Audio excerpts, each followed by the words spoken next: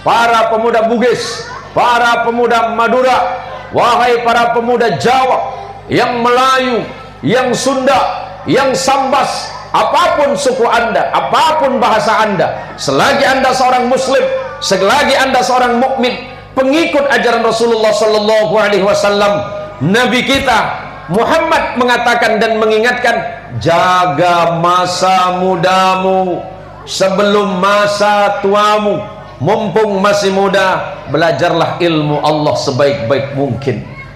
Mumpung masih muda, pergunakan waktumu dengan sebaik-baiknya.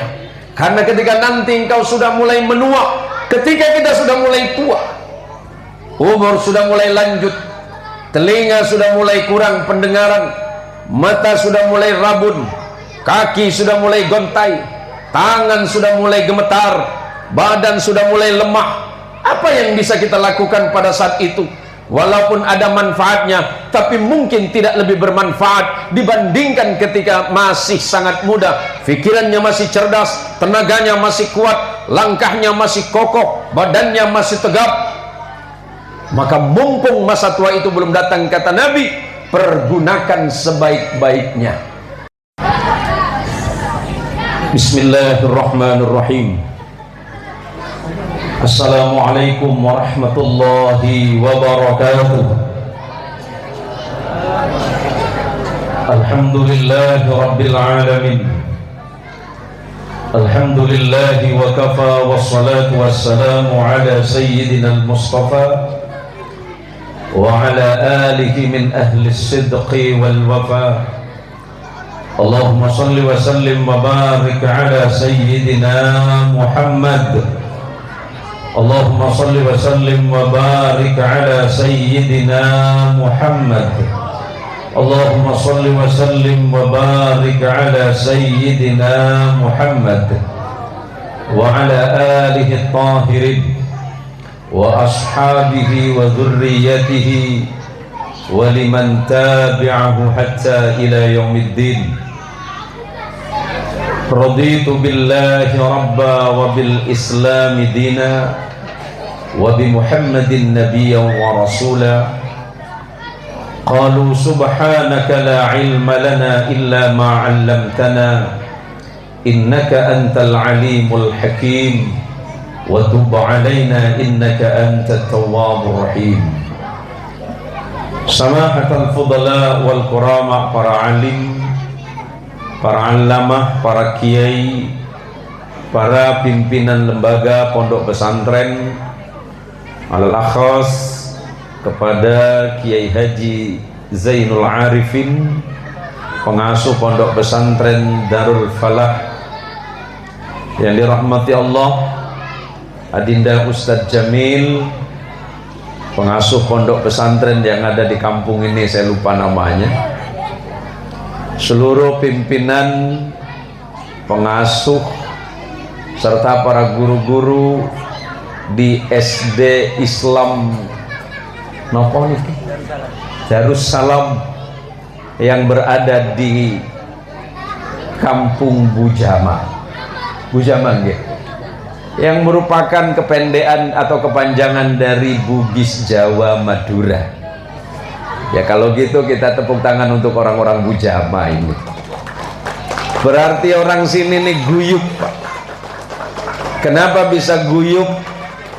Karena diawali dengan niat dan cita-cita yang sama. Cita-citanya adalah membentuk manusia-manusia yang berilmu dan berakhlak, serta memiliki etika dan sopan santun yang baik. Tentu niat tulus para pendiri kampung ini. Malam ini layak kita kirimkan Fatihah untuk para pendiri-pendiri kampung yang membuka jalan dari depan hingga kemudian kampung ini menjadi sangat luar biasa hari ini. Entah itu datuk kita, nenek kita, buyut kita yang pernah mendirikan kampung ini. Karena Rasulullah Muhammad sallallahu alaihi wasallam pernah mengingatkan, la yaskurullah man la yaskurun nasa. Tidak mungkin engkau pandai berterima kasih kepada Allah kalau kepada sesama manusianya engkau tidak pandai berterima kasih. Sebagai bentuk rasa terima kasih kita kepada pendahulu kampung ini, kita hadiahkan Fatihah ala hadhihi niyah wa likulli niyatin salihah bijahin nabiyil mustafa rasulillah Muhammad sallallahu alaihi wasallam. Al-Fatihah. A'udzu billahi minasyaitonir rajim. Bismillahirrahmanirrahim. Alhamdulillahi rabbil alamin. Ar-Rahmanir Rahim. Maliki yaumiddin. Iyyaka na'budu wa iyyaka nasta'in. Ihdinas siratal mustaqim. Siratal ladzina an'amta 'alaihim ghairil maghdubi 'alaihim waladdallin. Amin. Yang dirahmati Allah, kepala desa yang luar biasa. Hampir lupa saya ini. Salahnya sampean kok di belakang saya. Mestinya sampean sebelah di situ Pak Kades. Biar kelihatan ini. Aman ya. Allahumma sholli ala Muhammad. Allahumma sholli ala Sayyidina Muhammad. Ini saya bingung ini.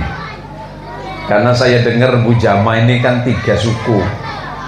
Ada Bugis, ada Jawa, ada Madura. Insya Allah ada suku yang lain. Boleh saya tawarkan bahasa? Mau bahasa Madura? Boleh. Bahasa Jawa, bahasa Sunda, bahasa Padang, bahasa Dayak, bahasa Melayu. Saya pakai semuanya. Saya pernah ditanya sama orang, Pak Kiai ini orang apa? Kok hampir bahasa semuanya dikuasai? Saya jawab, saya orang Indonesia. Sukunya Kiai, sukunya 2. Sukunya, iya 2. Suku apa Kiai? Kanan sama kiri. Maksudnya sokona Pak. Nggak penting ibu ke. Jadi kalau yang di belakang misalnya nanti napa pengen berbahasa Jawa, nggih insya Allah tak campur-campur mawon gitu. Iki Minangkabau pada kesokan bahasa Madura ngereng kesokan. Karena dan kula ngabos bugele nika banyak kalam bisa kiraan menika. Nika organisasi apa nika? Sabuma. Nah? Sabuma. Napa? Sakera Bujama. Oh Sabuma niku Sakera Bujama. Wah berarti 3 dong. Bersakera Bugis. Ini kan Bujama toh. Sakera Jawa, wonten nggih? Isya sukuna 2 itu telok. Lainnya menunjukkan bahwa bangsa Indonesia yang konon suku bangsanya kurang lebih 700 ada suku di negara ini. Ada 500 lebih bahasa yang dipergunakan di bangsa ini, tapi semuanya mengalah demi persatuan dan kesatuan bangsa Indonesia.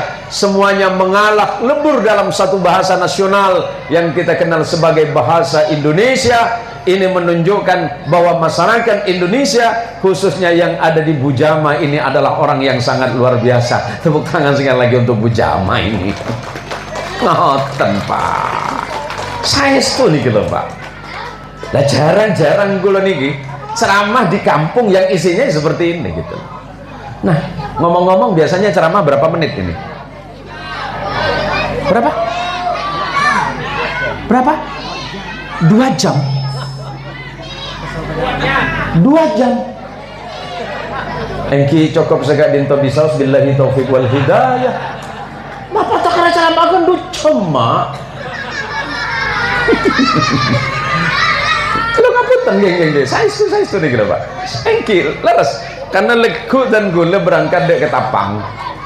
Besok pagi penerbangan jam 7 saya berangkat di Ketapang karena besok di daerah Sungai Melayu Raya.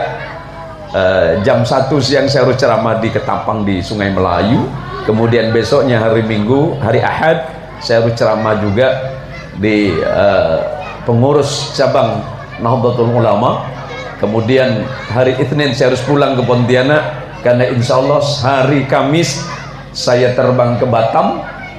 Kemudian nanti insya Allah hari Jumat, mudah-mudahan saya dimudahkan oleh Allah, hari Jumat saya berangkat melaksanakan ibadah haji. Doanya Pak. Dan insya Allah saya dipercaya oleh pemerintah Kabupaten Kuburaya untuk menjadi petugas haji daerah. Ini ada jamaah haji berangkat tahun ini dari desa ini? Ada, alhamdulillah. Berapa orang? 20 orang insya Allah nanti ketemu saya itu. Allahumma sholli ala Muhammad. Lah sampean mau berangkat kapan?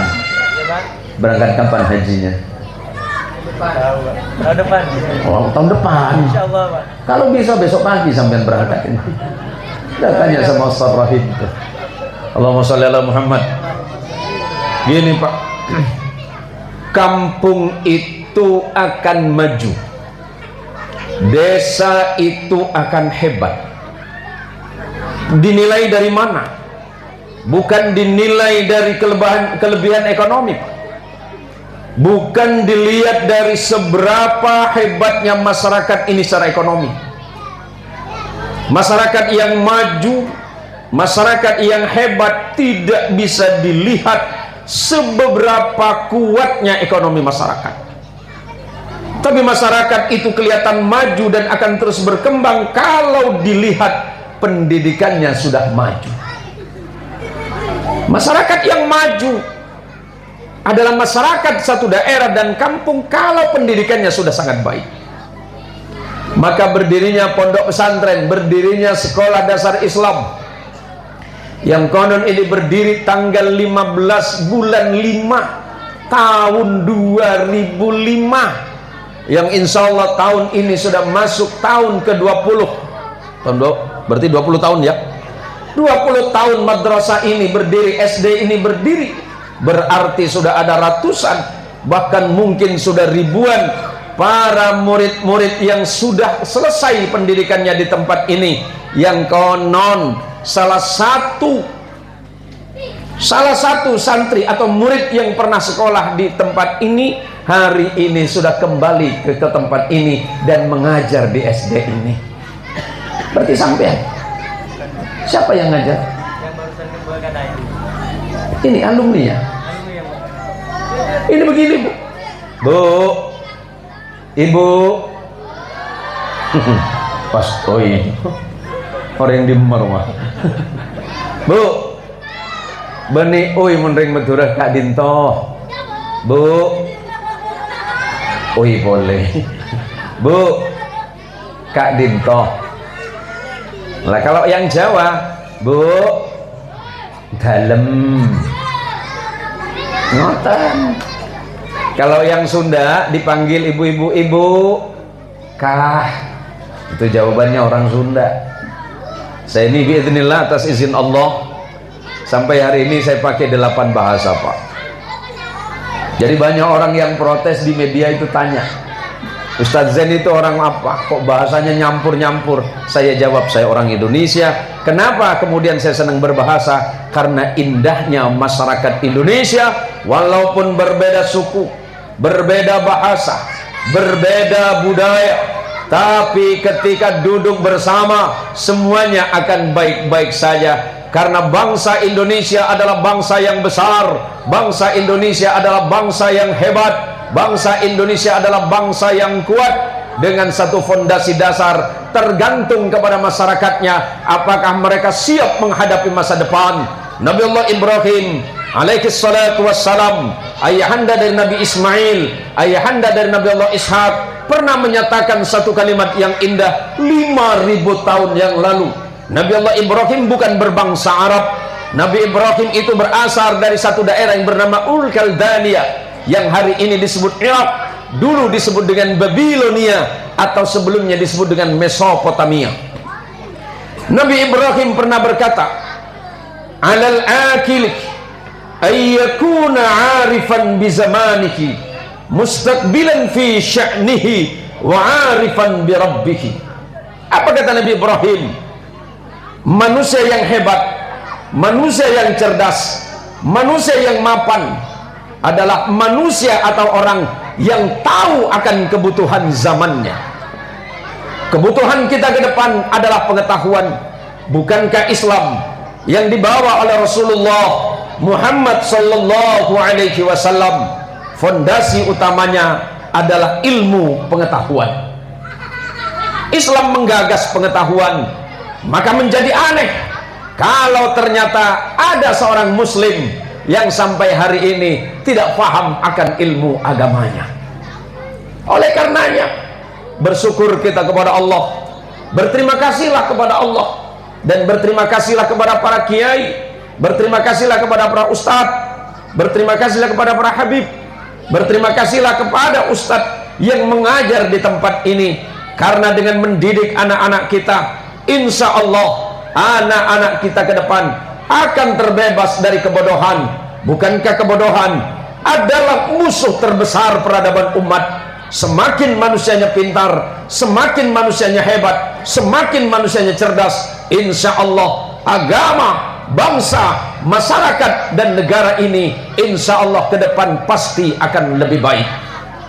Jangan ragu untuk masukkan anak sekolah, jangan khawatir, titipkan anak-anak kita, jangan sampai anak kita tidak tahu ilmu pengetahuan. Sabda Rasulullah Muhammadin sallallahu alaihi wasallam, talabul ilmi faridatun ala kulli muslimin wa muslimatin. Menuntut ilmu itu hukumnya wajib. Menuntut ilmu Allah, siapapun dia, mau muda, mau yang tua, mau yang anak-anak, mau perempuan ataupun laki-laki, kaya ataupun miskin, dia punya kewajiban yang sama, menuntut ilmu Allah. Persoalan dia pintar apa cerdas itu bukan menjadi halangan. Maka kata Rasulullah sallallahu alaihi wasallam, ketika Rasulullah sallallahu alaihi wasallam Allah utus di tengah masyarakat yang awam, Allah mengutus beliau di tengah masyarakat yang sangat bodoh. Ketika Rasulullah menyampaikan syariat Islam, masyarakat Arab kaget, bahkan terkaget-kaget, Pak. Contohnya apa? Kata Rasulullah ke masyarakat Arab waktu itu, bangsa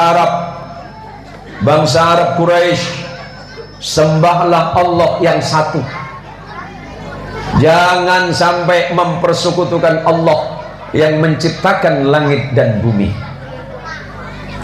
Orang Arab Quraisy ketawa, Pak, karena manggil nama Muhammad, Nabi Muhammad panggil nama apa? Muhammad, Pangeran Situng.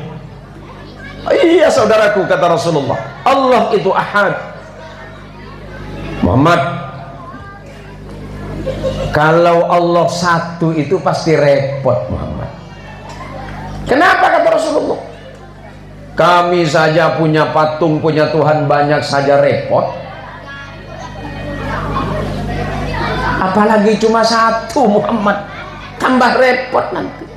Kata Nabi, justru dengan satu Tuhan, justru dengan Allah yang Esa itu yang menyebabkan urusan kalian tidak repot. Coba Pak, sebelum Islam itu datang, di sekitar Ka'bah, di sekitar Baitullah ada 360 berhala, Pak. Mau ambil PC entar ke dewa, saya ambil PC. Umpamana Haji Mat King, Jimat King, Jimat King, boleh cuma ning Jimat King, Jimat Hari dagang sape. Umpamana dagang sape, sape tak maju. Jadi masyarakat Arab kalau bisnisnya tidak laku, Pak, entar ke dewa kaya. Siapa dewa kaya? Ada dewanya, Pak, didatengin. Nanti kalau mau usaha jadi pedagang, yang didatengin dewa pedagang. Kalau mau pergi melaut, datang ke dewa yang menjaga laut. Ini bukan ngolok-ngolok, Pak, bukan ngolok-ngolok, wallahi. Saya punya tetangga itu Tionghoa, Pak, pola itu banyak ring Cina, Pak, banyak baik kesambian Cina na baik, mon baik jeli huli ring Madura ni kampo degil, Pak. Autang-autang ke jannah. Pantak mampu majar buruh. Mas Zen, paham jenengan ki? Lanjut. Kamu tak lanjut ambu bulan ya. Autang-autang ke jannah, panetagi manas. Nah, pada jenana. Saya kan mampu utang ke jannah tak majar dia. Dia punya kesen banyak-banyak itu. Autang rokok ke jannah, panetagi manas. Bejer pak. Loki pak gua memang bejer. Jangan orang kafir kok. Apa caper kafiran kan pada ya buat lagi loh pak. Rasulullah lambaan dia otang kering Yahudi bejer pak. Yahudi nih kak. Doreng bujama. Pan gede pak kalau ngapain ambo kon sialing. Tong rokok leng. Tong apa Pak Misno?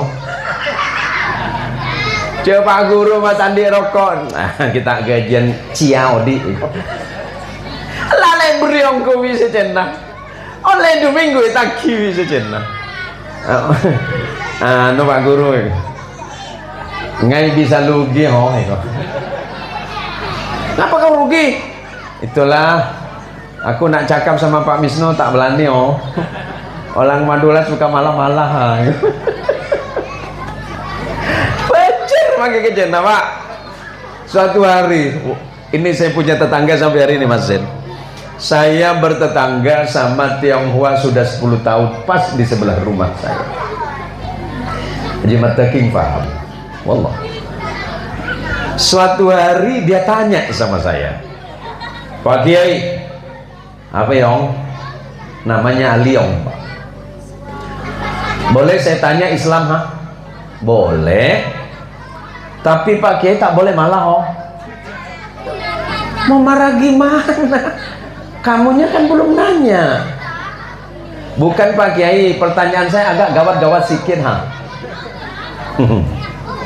Apa Yong? Kenapa orang Islam susah kaya? Waduh. Nah kan Pak Kiai marah kan? Enggak Yong, bukan marah, saya cuma kaget saja. Kenapa Yong? Orang Islam itu diajarkan bukan miskin tapi hidup sederhana. Contohnya Pak Kades Pak. Jangan dikirain Haji Marhasan ini miskin Pak. Uangnya banyak ini, istrinya juga banyak. Berempat. Jangan masih lain sih beri ruah. Jadi saya jawab begini, Yong, Islam itu tidak pernah melarang jadi orang miskin. Jadi kaya juga Islam tidak melarang. Yang penting kekayaannya dari perkara yang halal, kemudian dimanfaatkan kepada perkara yang halal. Ada orang kaya tapi sederhana. Ada juga orang miskin tapi lagaknya. Sahabat bingung. Rasul, biasanya orang lagak sombong itu kaya. Adakah orang miskin yang sombong ya Rasul? Beda Pak. Beda yang miskin sombong. Nempuk pesetaan di kan selaku tujuh kafe seporan deh untuk tujuh apa kelakuan biasa bisnis padahal tadi pese Pak. Jadi begini, siapa orang miskin yang sombong itu disebutkan oleh Nabi ailun mustakbir. Orang miskin yang sombong itu sudah susah, sudah miskin, sudah repot cari rezeki Allah, suruh ibadah nggak mau. Beda jema. Odi sesah, odi melarat, apa jang repot. Kula ngabes songkok teki kan tuan. Ada songkok teki kula. Ini kan Bapak? Saya kan Bapak? Pak keluar songkok no. Kisah songkok molodan Pak. Loh, Masya Allah. Ini kesongkok molodan kan. Cocok untuk bulan molot nih. Pernah bisa incem 2 minggu kayak. Allahumma sholli ala Muhammad. Jadi cerita tadi, gini Yong. Kenapa orang Islam itu biasanya hidup sederhana Yong? Karena itu adalah ajaran Nabi kami Rasulullah Muhammad sallallahu alaihi wasallam. Oh, hidup sederhana ya? Iya. Oh, aku pikir orang Islam tak mau kaya. Ya enggak lah Yong, orang Islam juga mau kaya. Apa doanya yang salah Pak Kiai? Loh, kok nyampe-nyampe ke doa Yong? Maksudnya ini gimana? Pak Kiai, saya tengok kalau lewat masjid itu biasanya orang Islam berdoa tangannya minta, kepalanya geleng-geleng. Makanya dia tak kaya-kaya itu. Coba tengok Pak, tangannya minta, kepalanya geleng. Oh, mungkin satu yang mereka lagi zikrullah, baca asmaul husna, baca kalimat la ilaha illallah, la ilaha illallah. Itu yang kenapa tangannya minta tapi kepala geleng-geleng? Bukan geleng-geleng Yong, mungkin karena tahlil yang dipimpin sama Kiai Zainul Arifin kelamaan, takut ngantuk, kepalanya goyang-goyang. Sebab kalau zikir nggak pakai geleng dia ngantuk. Maka ketika Habib Ali Zainal Abidin memimpin tahlil, kepalanya geleng-geleng Yong. Oh, aku pikir orang Islam tak mau kaya. Oh, saya boleh balik bertanya? Boleh. Kenapa orang Cina kaya? Oh, orang Cina pertama dia untung karena rumahnya dekat masjid. Dari mana orang Cina beruntung kalau dia punya rumah dekat masjid? Jam 3:30 orang Islam di masjid dia mekek-mekek. Oh, atarhem. Tarhem juyong benih kayak mekek yong. Orang di masjid dia bunyi-bunyi, kami berangkat ke pasar Pelamboyan, kami bisnis, gara-gara orang di masjid baca itu kami bangun. Masuk akal. Kenapa orang Cina kaya? Karena ketika tarhim berbunyi di masjid dia bangun berangkat bisnis.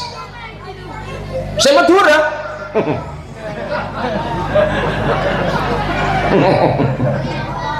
Meneng-neng. Ya Allah, nah betul sebagian kau ya Allah, memang udah melarat ya Allah. Lereng bi malaikat billahi salket. Salahnya kan satu Pak. Ketika kita mendengar azan di masjid, pernahkah kita terburu-buru menghadap Allah? Ketika dengar tarhim, pernahkah dengan senang hati kita terbangun mendengar itu? Padahal ketika orang yang azan di masjid sampai kepada kalimat as-salatu khairum minan naum, as-salatu khairum minan naum, bangun. Ketika dia terbangun kemudian sujud kepada Allah, betapa untungnya orang yang sujud kepada Allah. Karena satu sujudmu tidak mungkin kita balas, tidak mungkin satu sujud kita mampu, isi dunia tidak mungkin mampu membayar satu kali sujud kita kepada Allah. Maka semuanya itu bisa diketahui dengan landasan ilmu. Kalau ilmu pengetahuan sudah dimiliki oleh seseorang, maka insya Allah dia senang beribadah kepada Allah. Kalau landasan imannya sudah kuat, dibarengi dengan ilmu yang baik, dia tahu mana benar, mana yang salah, mana yang hak, mana yang batil, maka insya Allah dia segera sujud kepada Allah subhanahu wa ta'ala. Maka di kesempatan yang mulia ini, lagi-lagi ilmu itu berperan penting dalam kehidupan kita. Maka kata Nabi Ibrahim alaihi salatu wassalam, alal aqili ayyakuna arifan bi zamanihi mustaqbilan fi sya'nihi. Seorang itu harus mempersiapkan masa depan. Maka anak-anak kita antar ke madrasah, kita antar ke sekolah agar mereka mampu menghadapi masa depan yang baik. Yang ketiga kata Nabi Ibrahim, wa arifan bi rabbihi, dia harus tahu siapa Allah Tuhannya. Maka ketika anak-anak kita berangkat sekolah, antarkan anaknya. Sekarang santrinya sudah berapa? 270 kurang lebih. Subhanallah, ini luar biasa Pak. Dan saya dengar SD ini sudah banyak yang berprestasi di tingkat nasional. Walaupun mungkin ini agak jauh dari ini, tapi kan dekat kota sudah ini. Mudah-mudahan SDIS Darussalam ini melahirkan murid-murid yang pintar, amin. Melahirkan anak-anak yang cerdas, amin. Tapi juga jangan lupa melahirkan anak-anak yang beriman dan bertakwa kepada Allah Subhanahu wa ta'ala. Alangkah senangnya, alangkah indahnya kampung ini, alangkah permainnya kampung ini jika di suatu hari nanti alumni-alumni yang pernah sekolah di SD ini kembali di tengah masyarakat, kembali di tengah umat, kemudian bermanfaat. Karena sebaik-baiknya manusia adalah manusia yang bermanfaat bagi yang lainnya, sekecil apapun manfaat yang dia tularkan kepada orang lain. Maka mari kita dukung bersama SD ini yang sudah didirikan bersusah payah, didirikan dengan dasar lillahi ta'ala, dengan cucuran keringat, dengan berbagai kesulitan. Maka hari ini ketika SDI ini sudah berkembang, insya Allah masa yang akan datang kampung ini pasti akan lebih baik, amin ya rabbal alamin. Saudaraku sekalian, para tretan setuju sebutan kolomul jaki. Nah, tak campur-campur saja Madura nih kan. Suatu masa Rasulullah Muhammad sallallahu alaihi wasallam, sebagaimana diriwayatkan oleh sahabat Ibnu Abbas atau Abdullah bin Abbas, silakan nanti dilihat di dalam kitabnya Imam Baihaqi dalam bab Syu'abul Iman, dan kemudian dalam kitab Mustadraknya Imam Al-Hakim. Rasulullah sallallahu alaihi wasallam pernah dawuh, "Igtanim khamsan qabla khamsin." Hei manusia, jaga 5 perkara sebelum datang 5 perkara. Yang pertama, sababaka qabla haramik. Jaga masa mudamu sebelum datang masa tuamu. Apa kata Imam Syafi'i? Murid-murid, anak-anak, kapan malam terakhir? Malam ini ya? Sudah terima ini hadiah? Sudah terima hadiah mereka? Belum, kapan? Oh, seminggu lagi. Oh, ini baru acara pembukaan. Ini malam pembukaan. Bapak atau ada hadiah nih, saya cuma kemudian yang malam terakhir Gus anu Kezen. Yang pertama kata Nabi, jaga masa mudamu sebelum datang masa tuamu. Imam Syafi'i pernah mengingatkan, hayatul fata wallahi bil ilmi wat tuqa idza lam yakuna la i'tibar li dzatihi. Kehidupan pemuda tergantung kepada 2 perkara.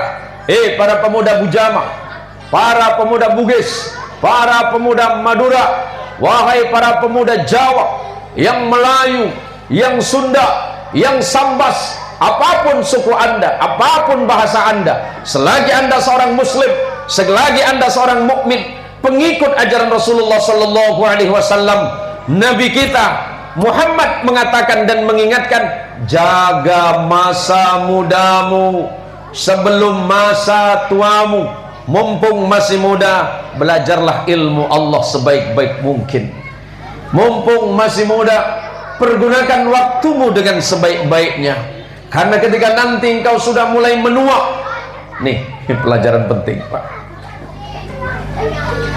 Ketika kita sudah mulai tua, umur sudah mulai lanjut, telinga sudah mulai kurang pendengaran, mata sudah mulai rabun, kaki sudah mulai gontai, tangan sudah mulai gemetar, badan sudah mulai lemah.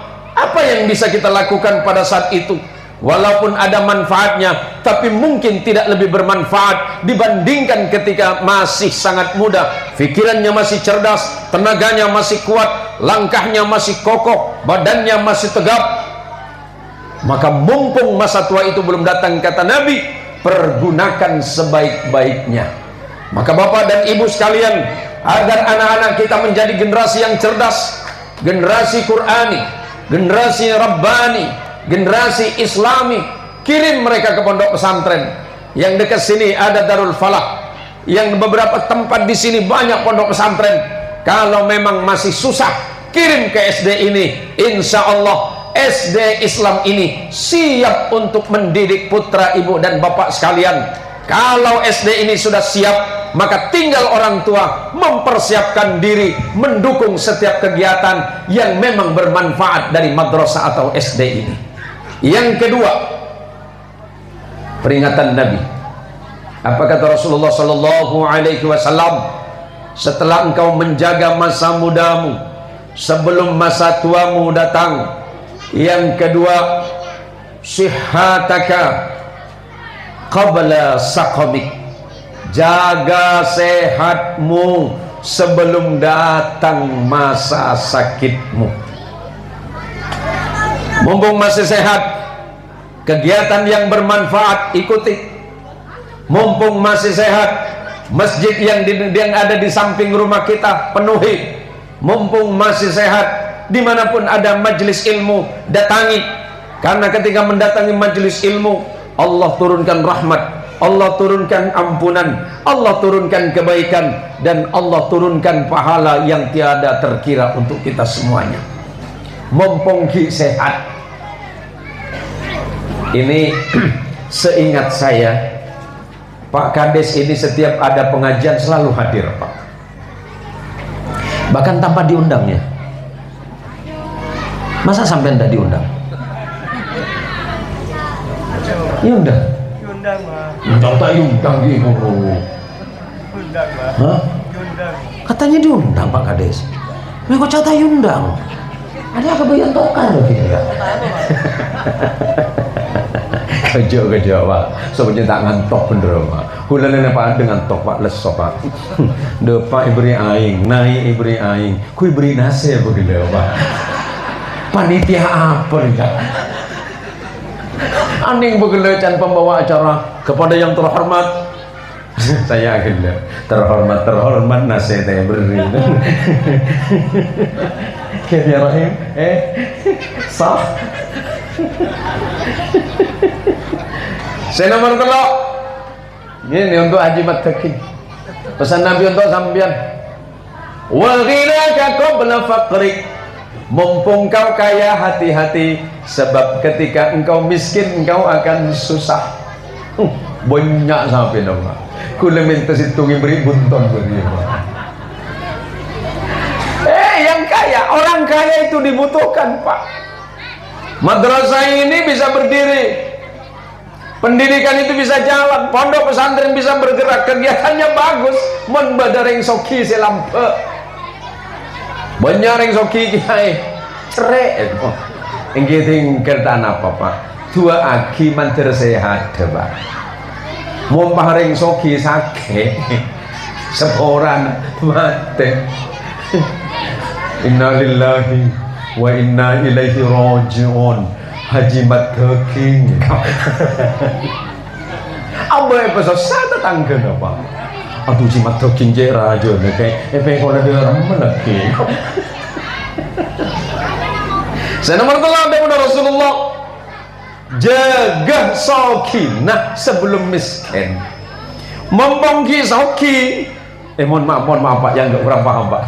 Mumpung masih kaya, masjid butuh, pesantren masih membutuhkan Anda, madrasah butuh Anda, majelis-majelis ilmu butuh Anda, anak-anak yatim, kaum fakir, kaum miskin membutuhkan Anda.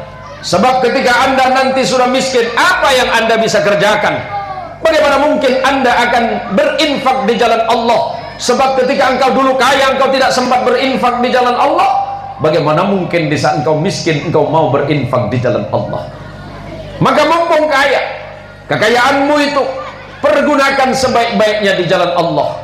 Karena harta kita yang sebenarnya bukan yang kita makan, harta kita yang sebenarnya bukan yang kita pakai, harta kita yang sebenarnya bukan istana yang tengah kita tempati, tapi harta kita yang sebenarnya yang sudah kita titipkan di masjid melalui infak dan sedekah.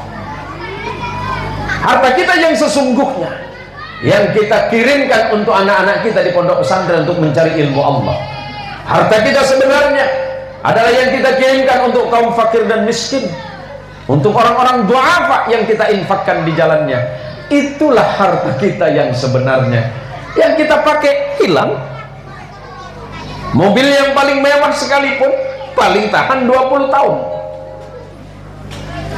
Rumah istana yang megah paling kuat 50 tahun. Pakaian yang kita senangi paling tahan cuma 2 tahun. Mohon maaf, yang akan kita bawa kelak menghadap kepada Allah adalah harta yang kita belanjakan atau kita infakkan di jalan Allah Subhanahu wa ta'ala.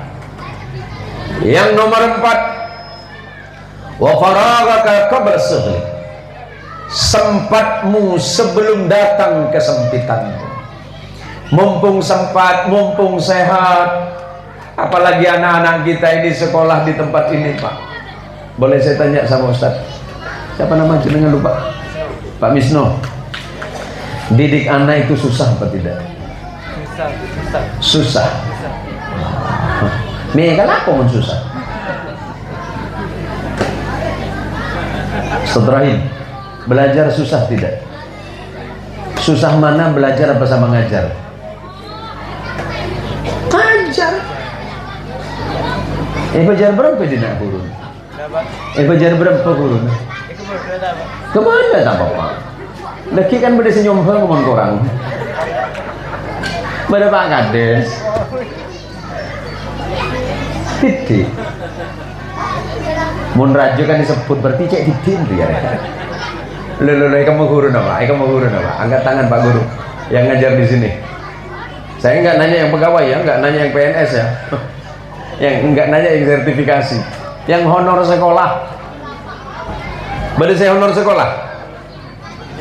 Hah? Berapa gajinya? Mana? Berapa? Cukup. Muntah cukup ke bela. Ikan ke bela rumah kau tak bisa nolongin lah. Allahumma sholli ala Muhammad. Kalau bukan karena niat ibadah kepada Allah mendidik anak-anak kita nih Pak, hitungan matematikanya nggak cukup. Tapi kenapa kemudian Allah masih menjaga guru-guru di madrasah, menjaga guru-guru yang ada di tempat ini? Karena nilai barokahnya.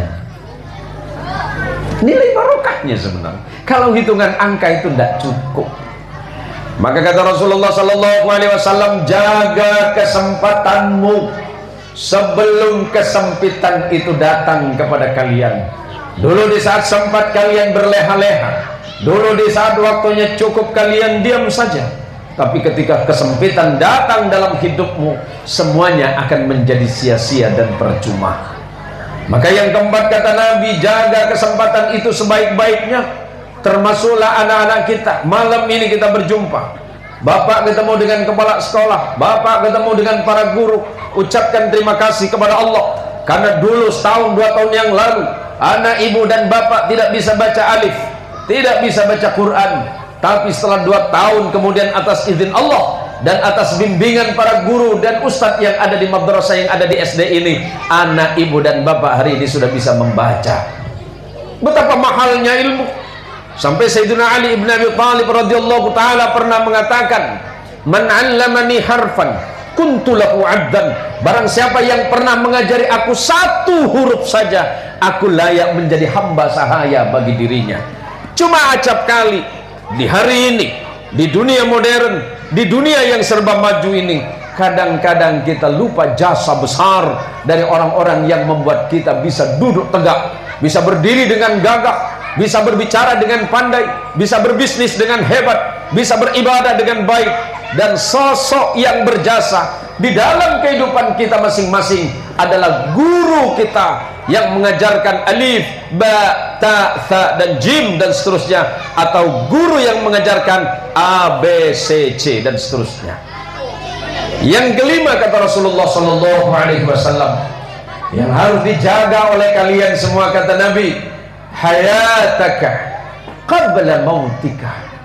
Jaga hidupmu, pergunakan hidupmu dengan sebaik-baiknya sebelum kematian itu datang menjemputmu.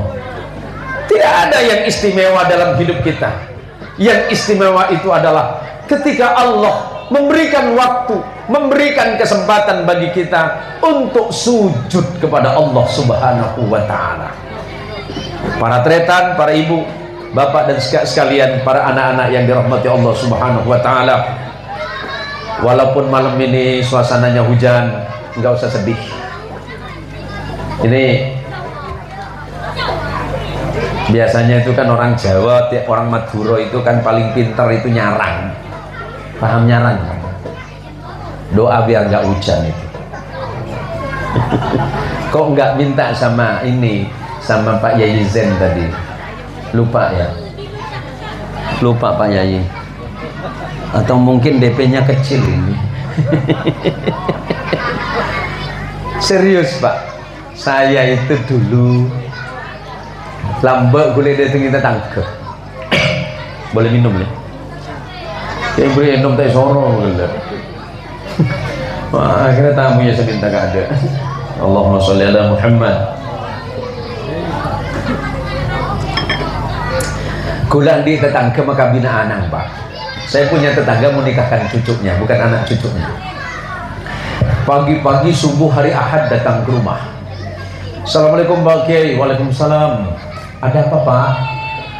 Ini Pak Kiai, saya mengundang jenengan. Buat apa Pak? Cucu saya itu insya Allah hari Ahad depan itu mau nikah. Jadi kalau panjenengan pun memang ada waktu, kerso, monggo, lingki tenggriyo. Hari apa Pak? Hari Ahad. Tanggal berapa? Tanggal kalih.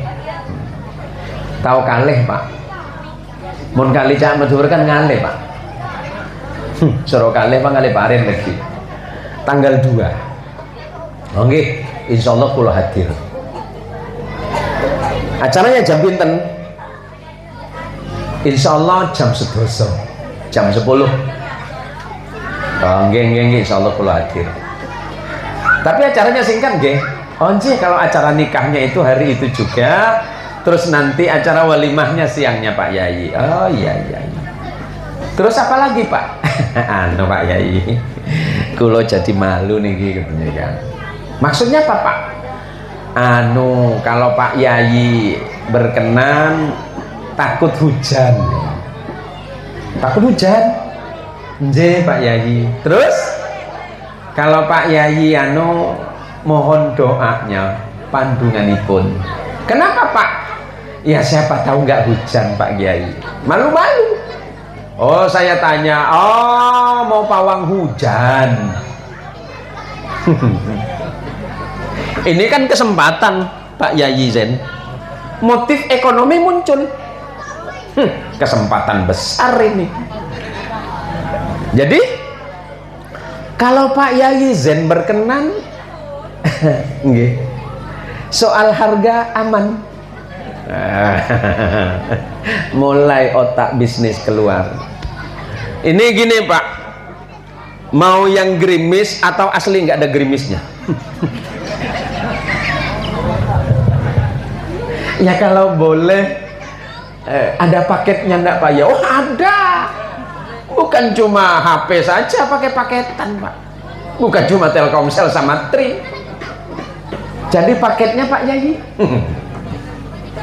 Kalau paketnya agak gerimis 300.000. Kalau yang terang Pak Kiai nggak hujan sampai jam 9 malam, agak mahal Pak. Zikirnya panjang. Jadi berapa Pak Yayi? Ya 600-700 nonton. Ada yang lebih irit, ada paket super hemat. Itu cukup 100.000. Saya pilih itu saja Kiai. Terus tak aja namanya 100.000. Ada yang namanya 100.000 ringan. Hah? Maling milih 100 rial. Mau cendu? Keujan. Jadi singkat cerita gini Pak. Kalau yang 100.000 itu saya nggak baca sendiri Pak. Loh maksudnya? 100.000 saya cuma kasih ilmunya, kasih doanya, baca sendiri. Waduh berat Pak Kiai. Tapi kan irit Pak. Ya nanti kalau kira-kira cocok harga Bapak balik lagi Mriki. Oh nggih. 10 langkah balik lagi. Sepakat Kiai, saya minta yang 100.000. Baca sendiri. Nggih, monggo. Saya kasih catatan surah Al-Qur'an yang sering dibaca. Oh, gampang ini katanya kan. Gampang ini. Insya Allah saya baca Pak Kiai. Saya cuma kasih nama surahnya. Lah dia kurang paham. Main pulang-pulang aja. Alhamdulillah setelah selesai akad nikah jam 12 siang hujan sampai jam 10 malam nggak berhenti Pak. Oh cinta buambu. Datang lagi subuh marah-marah. Oh Pak Kiai ini nggak bener katanya. Lah gimana Pak kok nggak bener? Lah katanya kemarin paket hemat 100.000 baca sendiri. Ini buktinya hujan. Tunggu dulu Pak. Yang sampean baca apa? Yang sesuai ditulis sama Pak Kiai. Iya, saya kan nyuruh sampean baca surat Tabat.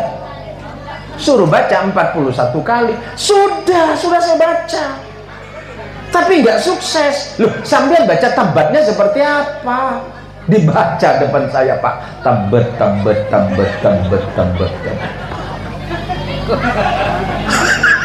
Pak boleh tunggal. Pak, sampean itu kan nggak nanya saya. Loh, saya tulis baca surah Tabat.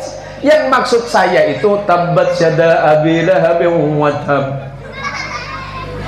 Tapi Kiai kan nggak jelasin. Gimana mau jelasin? Bapak nggak nanya. Kalau keluar Pak. Mau baca tibi gagal kan todus.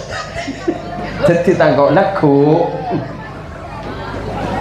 Takut besok Beb. Siapa tahu ada yang minta suwuk.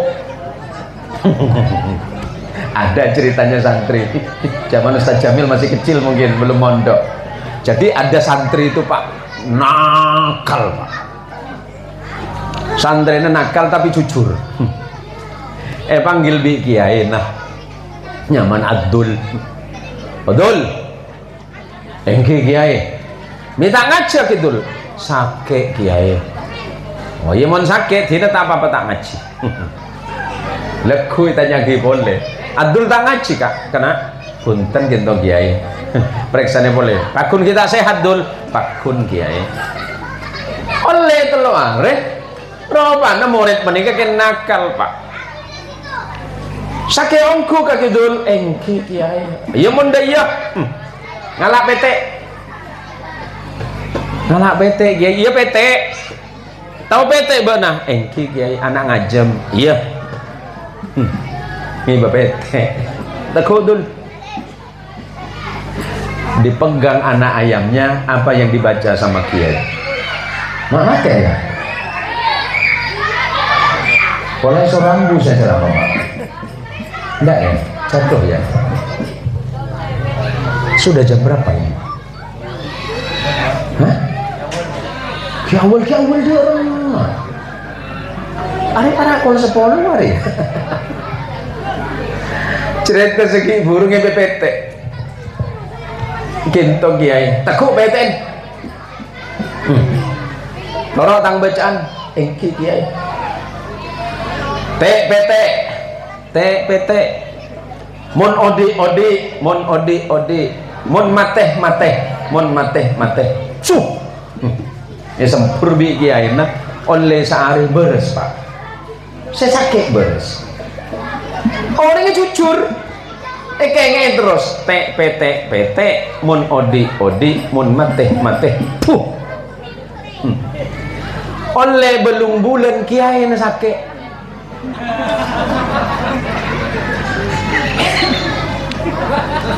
Atam ke dokter tak beres. Datang ke dokter nggak sembuh Pak. Datang ke tabib nggak sembuh. Datang ke dokter nggak sembuh. Abdul ngeding. Dun. Kiai songkan tenang bedengkok. Tenang ada saya kata si Dul. Terus ke dalam. Assalamualaikum Kiai. Siapa? Abdul Kiai. Beda apa Dul? Cepon ajunan songkan. Iya Dul. Engkau kita alam sehat ke dokter Ali Balian ke Sorbajer tang cetak sakit Dul. Walandi wentuan dul. Bodek kiai tenang. Kayak nggak endin kiai ini gila. Darah betul. Makin kiai nyari PT. Apa dul? Kan sesuai saya ajari sang panjenengan kiai. Saya kan betul. Lambagi sekolah saya sakit gitu. Takut kiai. Kiai ini sarana nunggu PT. Macam betul. Ngereng golek kiai. PT Noro kiai anjing tro beres. PT mun odi mun mate puh nja bareng kotor baras dul baras lah jadi tambah iki baras engkau mak bedik ya ini coba mau cepat sebab sakelero ilmu PT cuma daging tak kau bedoreng sakit leku bisa kelako PT mun odi mun mate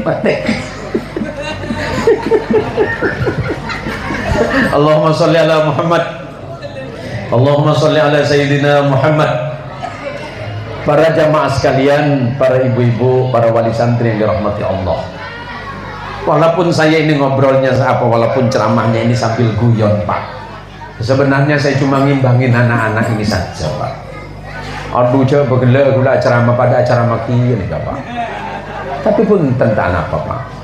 Gula ceramah ku beda si atoli ya Pak. Nih kepaling saya yeler tanah apa saya ketunging bener. Hari kayak sebudian mun mak mati kayak tanang kok aman nih kok. Hari tang mak lah semua tua ya kok. Aja lah ketunging begela aja. Man kakek andi dia dua. Ini pakai aju ya budin masjid.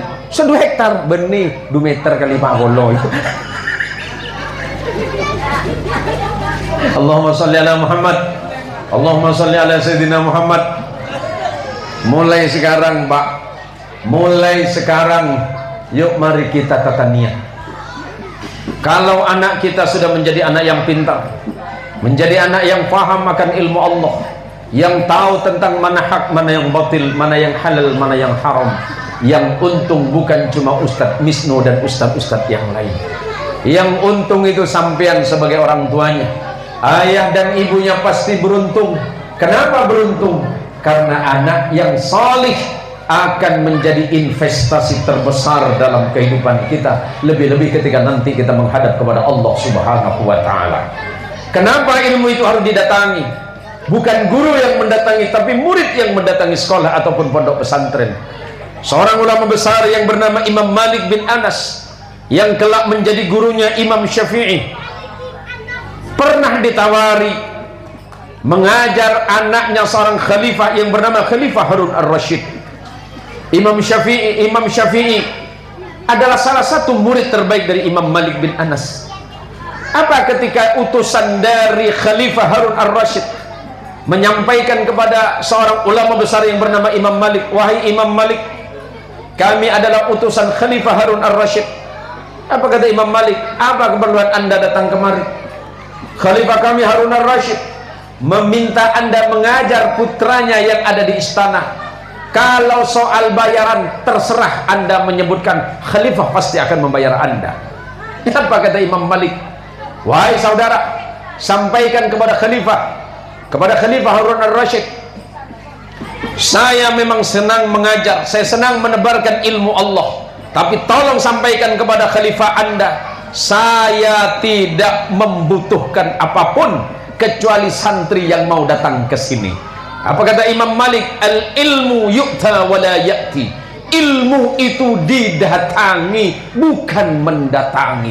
Artinya apa? Kalau anda, saya, bapak dan ibu menginginkan atau ingin anak-anaknya menjadi anak yang pintar, anak yang cerdas, anak yang berpengetahuan, antarkan ke tempatnya.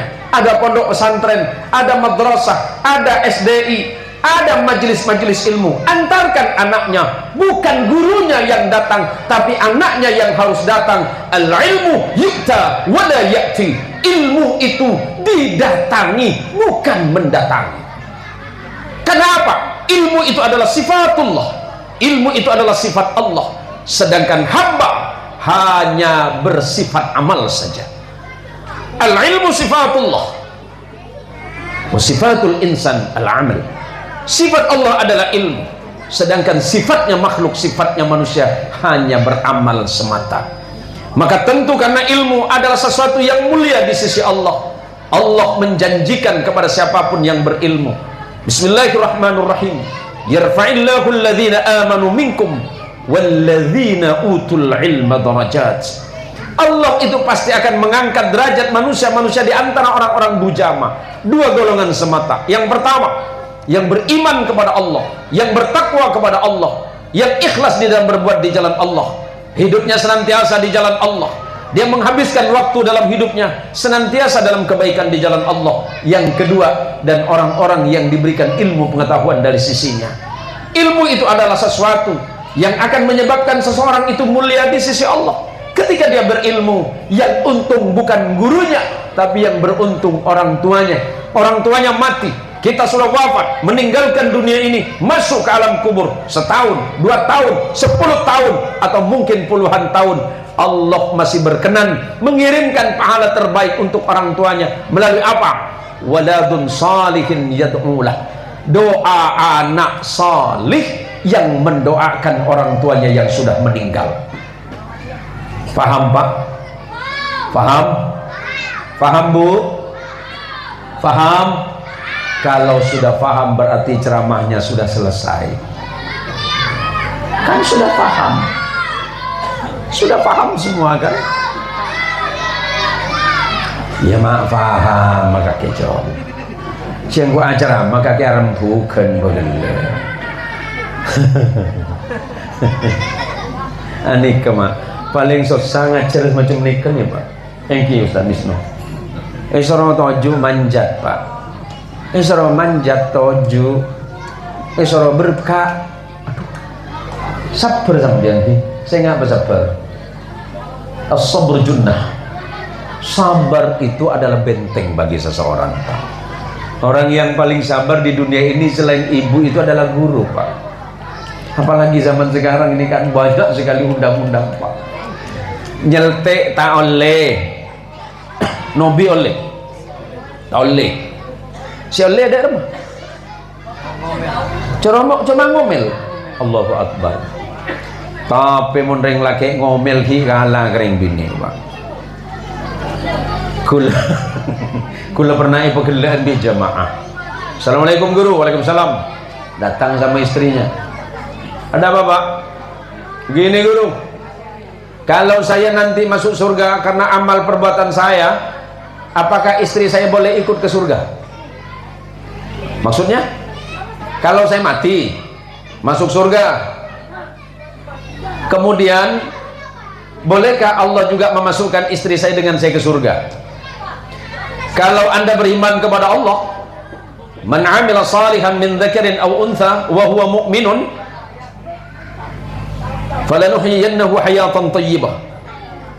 Kalau dia beriman kepada Allah, dasarnya karena rasa iman, kemudian beramal saleh dengan imannya, Allah jadikan hidup anda berdua itu kehidupan yang baik. Dan Allah juga melanjutkan, nanti kalian itu akan dapat pahala terbaik. Maksudnya apa? Masuk surga. Kalau saya masuk surga, apa iya masuk sama istri Pak Kiai? Masuk. Wah, kalau begitu nggak jadi Kiai. Loh kok nggak jadi? Kan seneng masuk surga sama istri. Pak Kades, masuk surga mau sama istri apa tidak? Sama istri. Serius? Nggak nyesel nih? Ustadz, mau sama istri? Serius? Saya ingat lagi apa jawaban. Bang Basar, masuk surga, istri ikut, mau?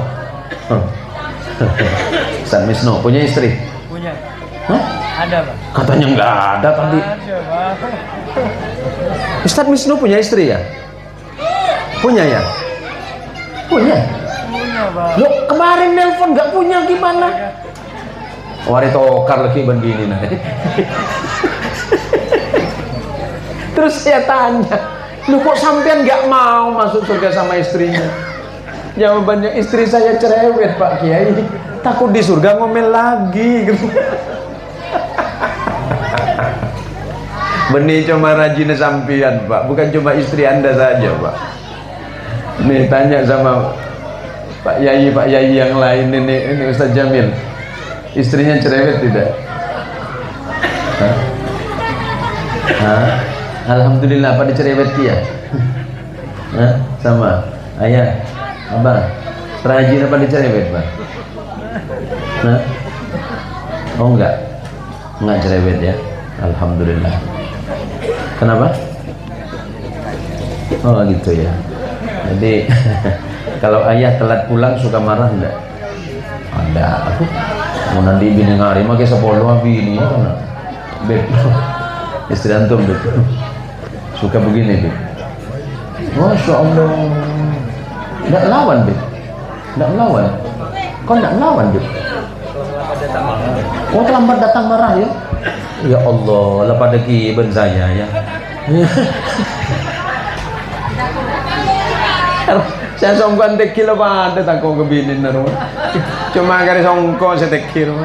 Aduh mun bini lah melerop peteng alam lego. Mungkin songkon tekil kita kok kebinin sabar songkon jangkui. Aning mun denger mengereng itu betul. Orang lebat demak kakek kok. Oke watan inja bang, misi bang, kakek ya. Pandai bang kero mana? Gelai bengger jalan meresap. Assalamualaikum. Salam. Bunda Pak Keroman muka lambang. Assalamualaikum. Macam salam upin nipin. Aning meneng dengereng megereng banget. Siapa nyaman roh? Saya Rasman. Di. Bana bengal nama punten ke bini nanti. Andu mun dari pemaca ada takor. Ini berarti nasib gula pada benempian. Allahumma salli ala Sayyidina Muhammad. Allahumma salli ala Sayyidina Muhammad. Allahumma salli ala Sayyidina Muhammad. Para ibu, para bapak sekalian dirahmati Allah. Walaupun ini sambil guyon, ya semata-mata ini kan hiburan apa Pak? Celak. Neser panitia nabilah. Sedekah karena tasbih Pak. Panitia nasihatul lid ya Allah Pak, pas ocen dari maghrib gula Pak. Jazar romarga ocen. Enggak usah menyerah, enggak usah kita mengeluh karena hujan. Hujan itu barokah. Tapi pun Gusti Allah tengah Al-Qur'an itu. Wa anzala minas sama'i ma'am mubarakah. Allah itu menurunkan air dari langit, itu sesuatu yang barakah. Ulama memaknai barakah itu ma'nal barakah. Barakah itu apa artinya? Ziyadatul khair ala kulli syai'in, bertambahnya kebaikan dalam setiap perkara. Hujan itu turun pertanda Allah sayang kepada kita. Selagi hujan itu masih turun pertanda Allah masih mencintai hambanya. Ketika hujan itu turun menunjukkan bahwa rahmat dan ampunan Allah itu tidak akan pernah berkurang. Maka ketika hujan itu turun, Rasulullah SAW mengajarkan kita berdoa kepada Allah, Allahumma sayyiban nafi'an, ya Allah jadikanlah hujan yang turun ini sesuatu yang manfaat. Termasuklah pengajian kita malam ini, majelis ilmu malam ini, mudah-mudahan ini menjadi kebaikan di sisi Allah Subhanahu wa Ta'ala. Dan semoga Allah menjadikan anak kita anak-anak yang salih dan salihah, penyejuk pandangan mata, penerus perjuangan agama Rasulullah Muhammad sallallahu alaihi wasallam, yakni agama Islam. Nasihat saya dan pesan saya untuk anak-anak, para murid-murid yang ada di madrasah, yang ada di SD ini, belajarlah yang giat, belajarlah yang tekun, belajarlah kalian sekuat tenaga kalian dan pikiran kalian, mumpung kalian masih muda, akal kalian masih cerdas, pikiran kalian masih bagus. Sebelum masa tua itu datang, pergunakanlah dengan sebaik-baiknya untuk menghadapi kehidupan di masa-masa yang akan datang. Semoga ibu dan bapak sekalian yang menyekolahkan anak di madrasah ini, rezekinya dimudahkan oleh Allah Subhanahu wa Ta'ala, rezekinya ditambah oleh Allah Subhanahu wa Ta'ala, dan hidupnya akan lebih bermanfaat untuk anak-anak. Nah, Cong, nah para anak-anak murid, Doanya doa untuk orang tua seperti apa? Bagaimana mendoakan orang tua, nak? Rabbighfirli warhamhuma shaghira. Doa sebelum makan, Allahumma barik lana wa qina. Nah, itu anak-anak. Doa makannya ibu-ibu, Bu, doa makan, Bu, doa sebelum makan. Ya, doa itu kan doa makan waktu TK, Pak. Tapi kalau doa ibu-ibu sekarang sudah berubah. Sebelum makan ambil HP. Sebelum makan ibu-ibu biasanya bukan berdoa, tapi ambil HP, foto, kemudian posting makanan. Wala bede dinapa?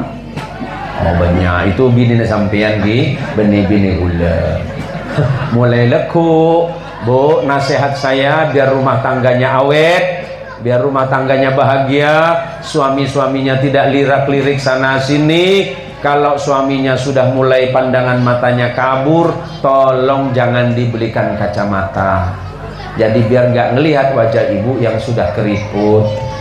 Kan aman, Pak.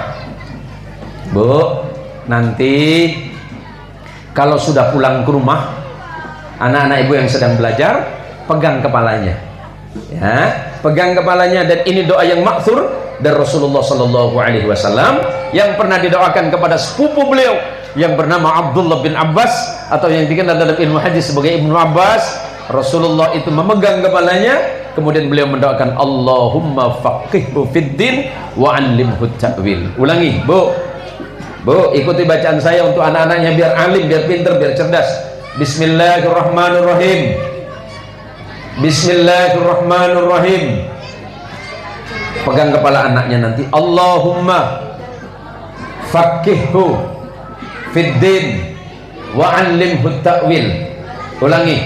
Allahumma faqihhu fiddin wa 'allimhu ta'wil. Allahumma faqihhu fiddin wa 'allimhu ta'wil. Amin. Ini untuk ibu mendoakan anaknya. Insya Allah anaknya akan jadi anak soleh selepas sholat. Kalau ada yang nanya doa buat suami Ustadz, ada. Apa keluhannya? Suka kelayapan Ustadz, tak balik-balik. Ada doanya. Pegang kaki suaminya, teguk, soko lagi na teguk, sekacir pada sekanan pada maca kiat kor sepak peletung. Langsung ruqyah. Wala jinnya keluar. Berarti mun tak gelem molek kena tepan izin posang. Nah, jadi mun sampai serius Ustaz, serius Pak. Karena gue lamba ahli ruqyah. Tahun 90-an saya ahli ruqyah, Pak. Berapa hari? Belum derem. Aja jen lapar engkau ya. Aduh lah, kalau abid dan apa? Sebagai penutup. Cek torok ya, cek torok nih kan, cek torok. Cek torok bisa biar. Kula lambat biasa ruqyah orang tahun 90-an, Pak. Jadi situ waktu ki laku tandi PC. Memang berdoreng China nelpon, seorang nah. Ya dan munisiantan sampai noneng berde pabrik karet nyaman hoktong. Berde kan jagola nelpon, assalamualaikum bah, waalaikumsalam. Apa jong? Ano bah, can raja bah, can apa? Berdoreng China kemasukan, aduh pesere jong, pese. Daerah macam, engki cepon kesokan anu ngundang panjenengan untuk ruqyah. Bila sejong semakin bah tunggu di mang kok kula ngantos ada di gudang. Oh iya gudang di mah kok tong iya tunggu depan tadi PC pandai pak pas embu na tanya Pak Haji apa maknya anak saya kemasukan udah 7 hari ho tidak sembuh.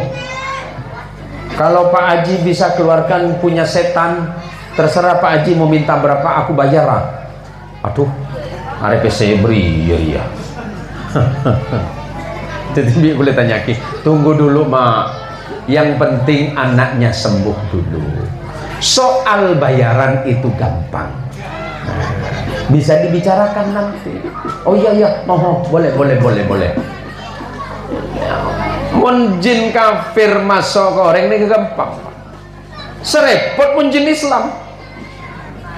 Memang caki kalau baca Yasin Pak, jin baca Yasin. Caki Yasin ngata maki lagi. Karena berhubung semasuk jin kafir gampang Pak.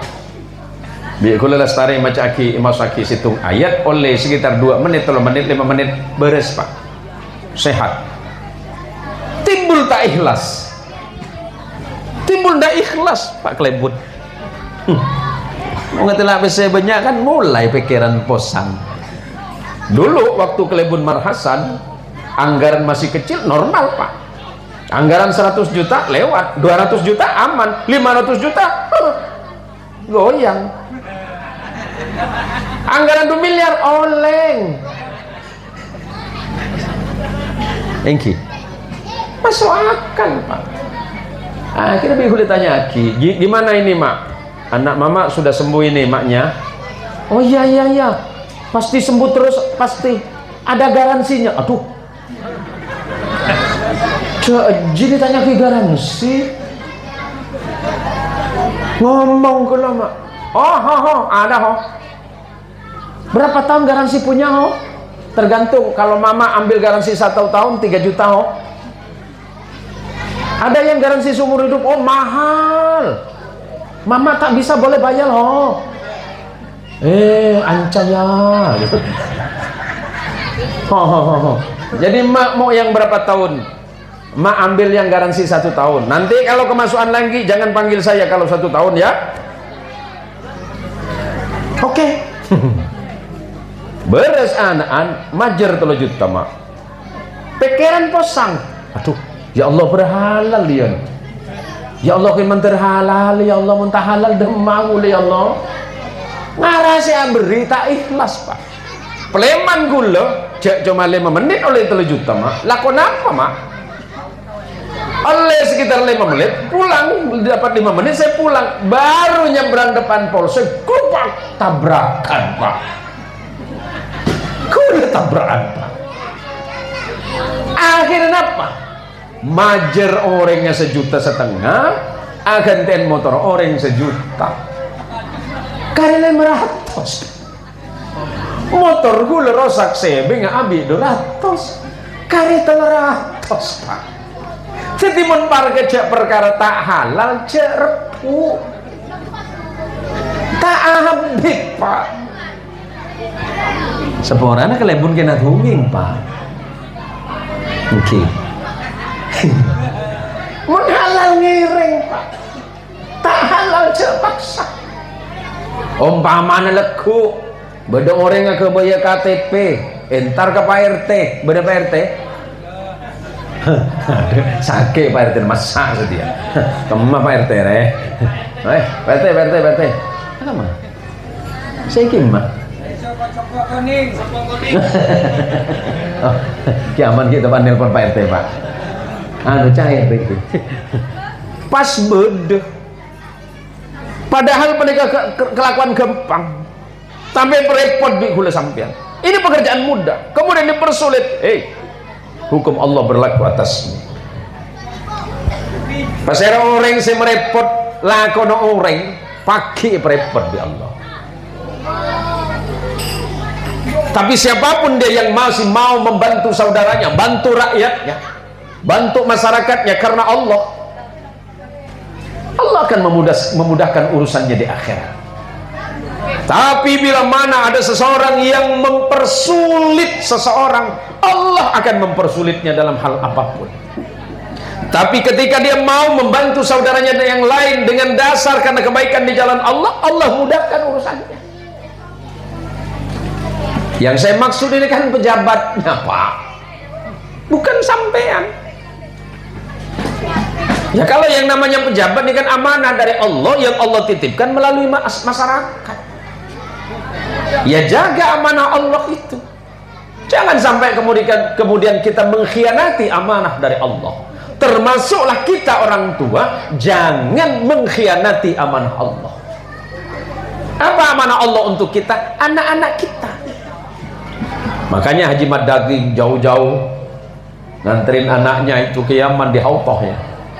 Bakhrij min Hautah. Dari Hautah. Hautah. Jauh-jauh. Saya juga anterin anak, saya nggak didik sendiri. Anak saya ada yang di Jogja, mondok di Kerapia. Ada yang di Malang.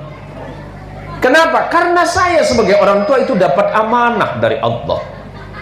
Dan amanah yang paling berat adalah anak kita dan istri kita.